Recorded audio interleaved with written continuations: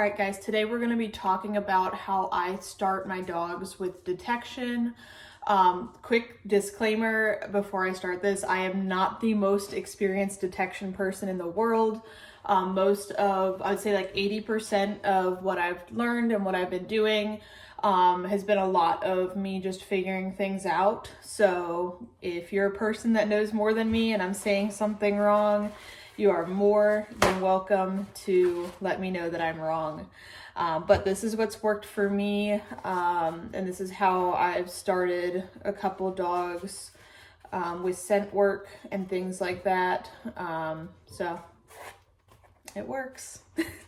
I don't know what else to say. Anyway, real quick, so this is going to be focused on the beginnings of detection. So scent imprinting, dopamine box, creating some duration for our alert and things like that. We're not building an alert yet, we're just building some duration. But before we start, I'm going to go over some of my needed tools for detection.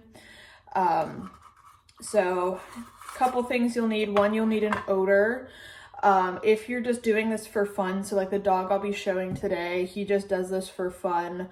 We're not looking for any sort of AKC titles. We're not really doing, when you see the dog, you'll be like, okay, he's definitely not doing patrol or anything like that. He's old. So I just pick an odor that I know isn't going to be around my house a whole lot. I personally do not like the smell of the patchouli oil, so that's what I use for this dog's detection odor, just because I know that I'm not buying air fresheners and things with this smell in it. So I want it to be something that I can really control the dog's exposure to it.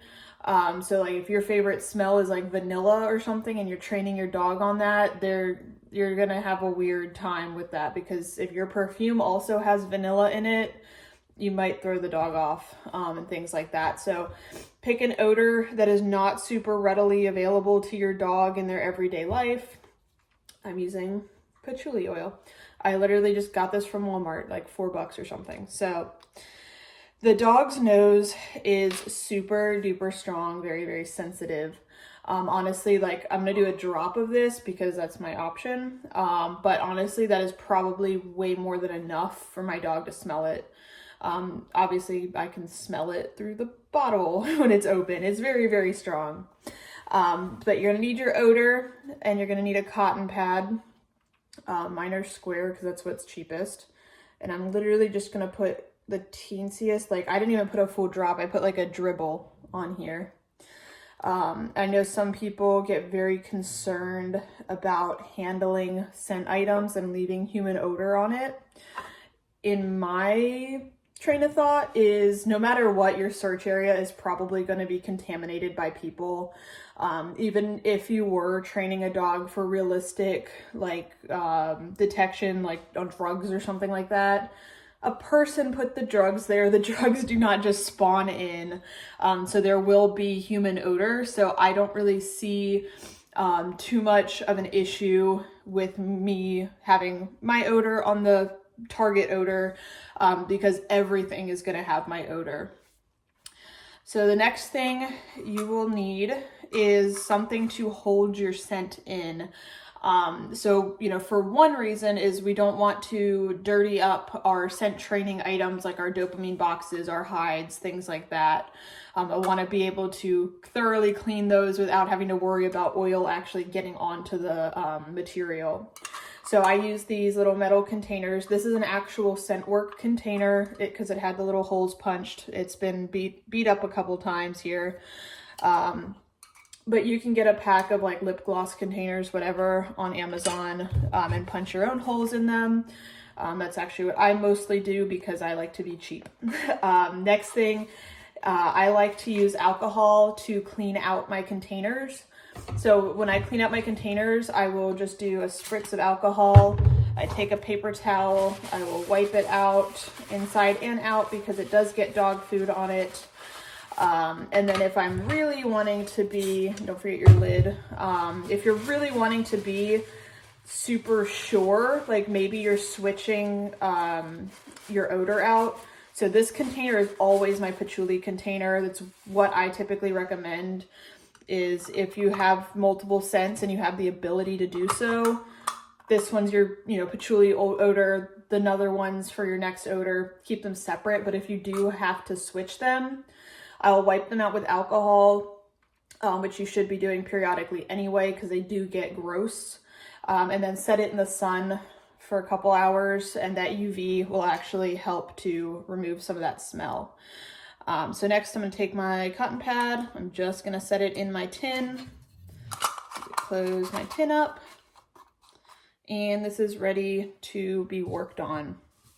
So next thing I want to talk about is the dopamine box. So a dopamine box, ideally they will look like this.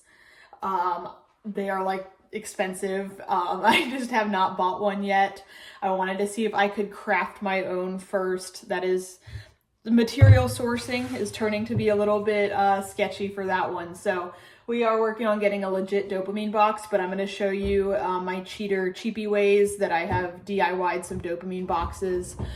Really, you only need one, but I have two because I have two very different sized dogs. Well, three, but my Chihuahua's not doing this. So this is my OG scent work box. It's very, very old. It is one of the like Lowe's storage containers with the yellow lids. So mine has this hole cut in it because previously, before I had my current hides, I was using these boxes. So you could totally use this. I would probably not cut a hole in the side. But the whole idea here is that the dog cannot see out of the box, minus my hole here. So it's, matte black, does not matter the color as long as they can't see out of it. And then also it's not super porous. Granted, I'm sure it holds some semblance of odor. I'm actually going to clean it because I can see how yucky it is in there. But it is cleanable. So something like wood or foam or fabric, things like that are not going to be your best options for dopamine boxes because that is going to start holding odor and getting greasy and disgusting. And this wasn't even all that crazy, like dirty looking. And this is all just dog food. It's nasty. It's just dog food grease. So the dopamine box I'm going to be using today with my senior dog. Again, we're just doing this for fun, something to keep him active. So I'm not super concerned with the fact that this is not the best option for a dopamine box. I have this elf themed popcorn tin, like one of those Christmas popcorn tins. You can't see out of it. The metal is pretty cleanable. It's old. It's got some rust spots, but that's okay. What I don't like about this is that seam in the bottom. You can totally get stuff stuck in there. And I also don't like that it's not very heavy, so I do have to hold it. But it's better to work with what you got than not work at all, right? And then just to kind of show you what these are, we're not really going to be working on these today. We're going to be primarily focused on dopamine box work. But this is one of my hides. I've got 3, so I've got them labeled A, B, and C. The reason I do that is because I have dogs working on multiple odors, and some of those odors, like the patchouli, can be pretty strong. So I do like to kind of keep in mind that B is always patchouli, A is always my black powder, stuff like that, just in case. I do try to keep them really clean, and I don't store my odor in here. So as soon as we're done with the session, the odor comes out and gets put away, because I don't want to flavor my pipe here. But they're really nice. My friend gave them to me. He's a very nice dude. Got a nice big heavy piece of wood. It's just a big tube. Makes me think of, I think it was a Spy Kids movie. They had people like hiding in these big boat thingies. I don't know. Anyway, you can see it's got a hole in the top and a hole in the front, and it works. It's like this is the upgrade to this. So previously, when I was working on these boxes, dog puts their head in, I fed through the bottom. Now, because I'm awesome, I have the dog put their head here and I feed through there. And then of course your odor tin, it sits right down in there, so that the dog can't really quite reach the odor, but they are getting all that smell.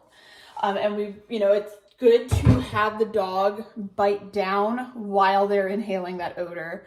A dog has something called a Jacobson's nerve. So when they bite, they inhale. So that is part of the reason that we do use a lot of scenarios where the dog is eating inside of like a closed container with the odors, getting them to start associating that smell with the rush of dopamine from the food. And eventually they become absolute little monsters. That's kind of what we want. And we're almost done with me just talking, and we'll get to some good dog training here. But I do want to also add in that when it comes to stuff like detection, where the dog is essentially kind of working to work a little bit, because it, you know, when you start doing higher difficulty hides, there's longer search patterns and things.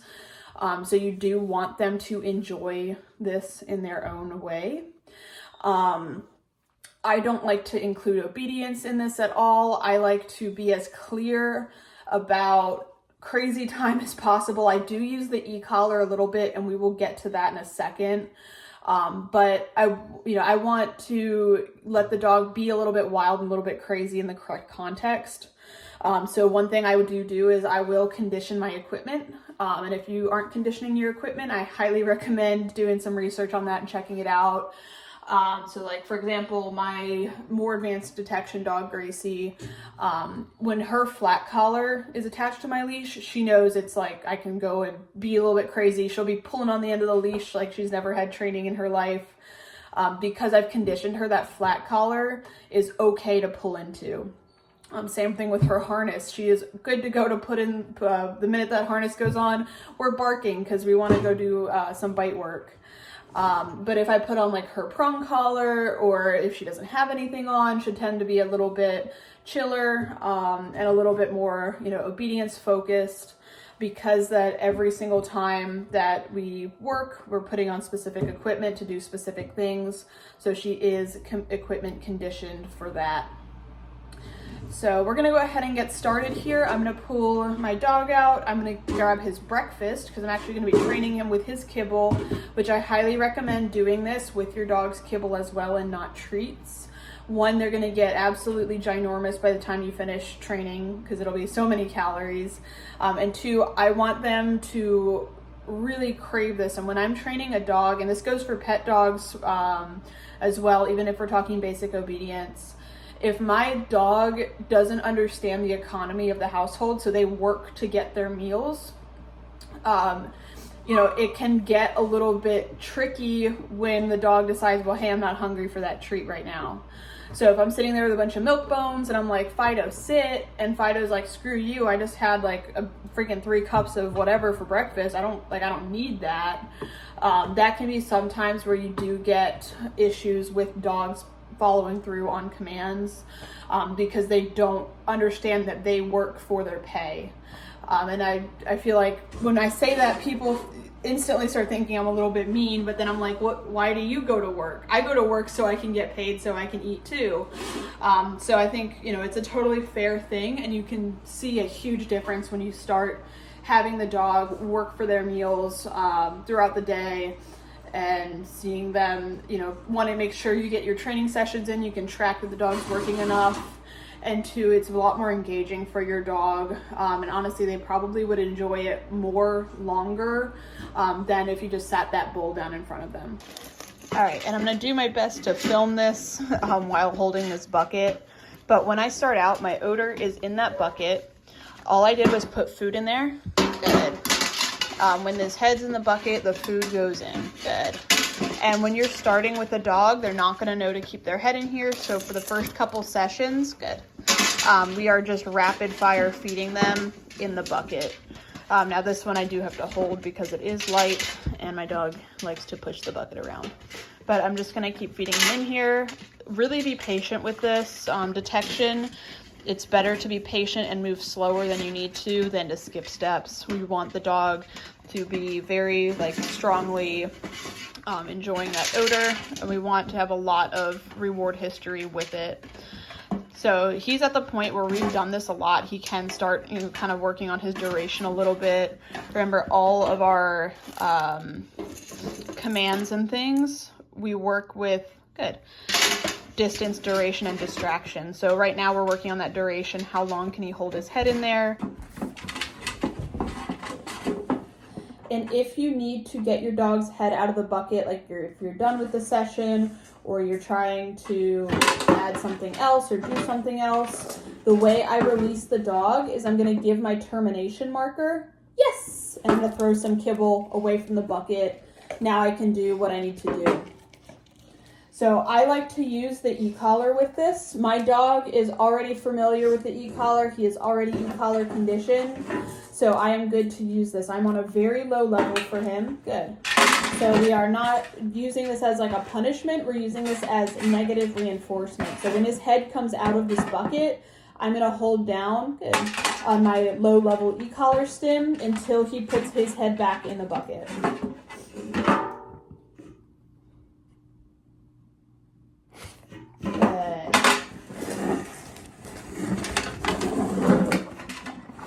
I find the e-collar helps us add a sense of urgency to the behavior and does make it a little less optional. At this point, this is perfect for this dog because he already enjoys the behavior. So adding in that e-collar is not going to frustrate him. Again, it's very, very low levels, so it is not punishment. It's not painful. It's just annoying. It's not uncomfortable. It's just annoying.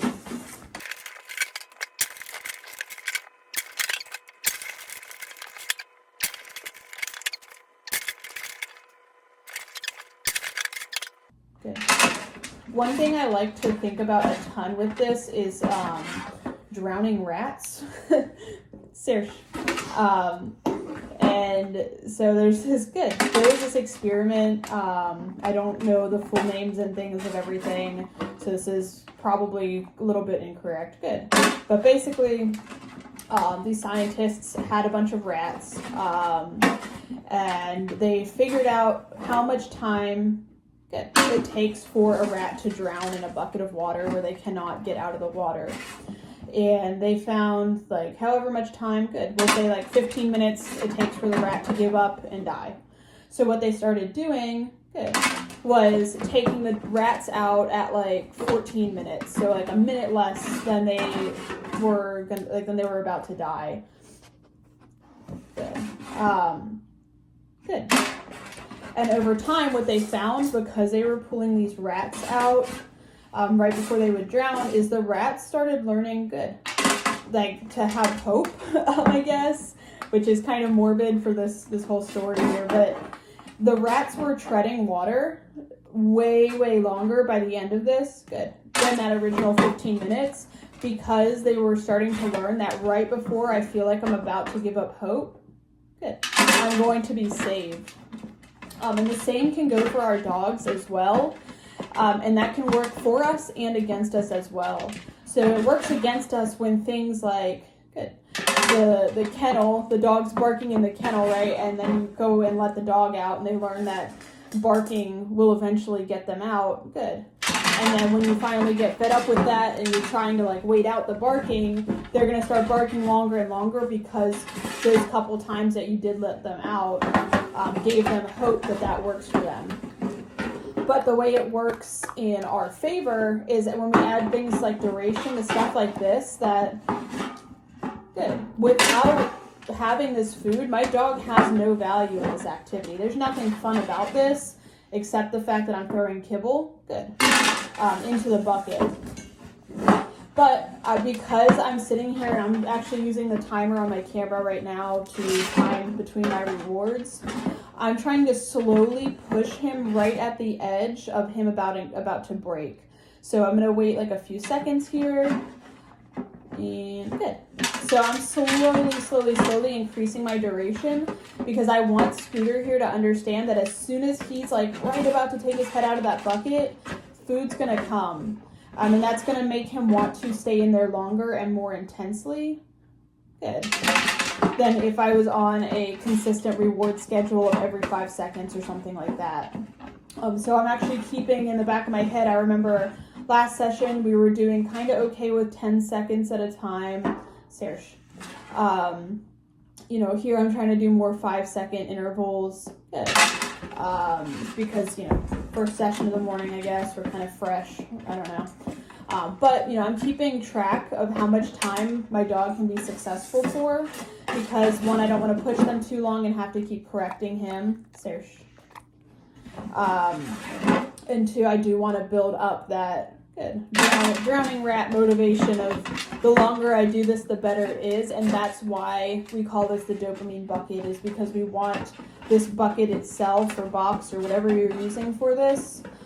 We want this to be super duper rewarding in itself. I want him to want to be inside of the bucket like forever and ever, and like just live in there. Good.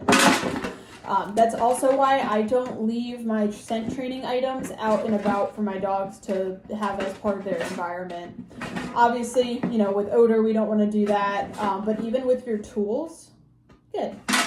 So like the dopamine bucket doesn't exist unless it's training time. I don't want there to be any sort of neutrality towards this piece of equipment. I want whenever he sees the bucket come out, he sees this little decapitated elf picture, good. I want him to be like, oh, heck yeah, we are going to go do that really fun thing that I remember doing, and I liked it a lot. So this next one is going to be my release. I'm just going to tell him why yes, throw my kibble, pick up my stuff, and then we're all done.